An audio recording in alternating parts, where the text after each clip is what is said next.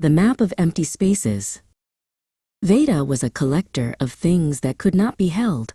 She spent her days searching for the exact point where the sky met the earth, certain that a great truth was waiting there.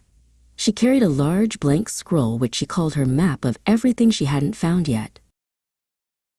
One morning, high in the hills of silence, she found Zeno. He was sitting very still on a flat rock, watching a single dewdrop slide slowly down a broad leaf. Veda stopped in front of him, adjusted her pack, and asked, "How far is it to the center of the world?" Zeno did not look up at the horizon or the sky. Instead, he pointed a long, weathered finger at the dusty ground right beside Veda's boots. "You are standing on it," he whispered. "The center is wherever you decide to plant your feet." Veda looked down, but all she saw was her own dark shadow stretching long across the dirt. She tried to jump onto the shadow's head, but the shadow jumped too. She tried to run away from it, but it followed her heels no matter how fast she sprinted. Zeno reached into his robe and held out a small, polished stone that acted like a mirror. Veda stopped her running and looked into it.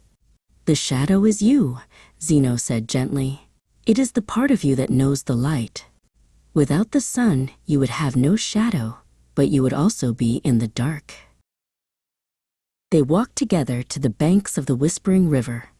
The water tumbled over smooth, colorful stones, never staying in one place for more than a heartbeat.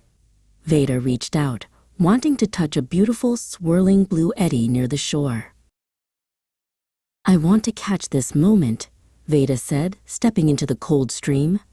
She stepped back onto the grass and then stepped in again, but the water felt different against her skin. Zeno watched her from the bank. "The river is always new," he said, "and so are you." Zeno reached into the tall reeds growing by the water and pulled out a simple, hollow wooden pipe.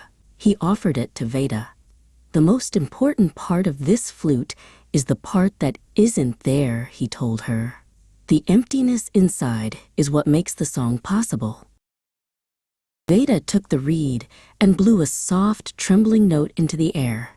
The sound was clear and bright. She realized that she had spent her life trying to fill her map with solid answers, but the real beauty was in the empty spaces she hadn't filled yet. Veda left her blank map on a mossy rock for the next traveler to find.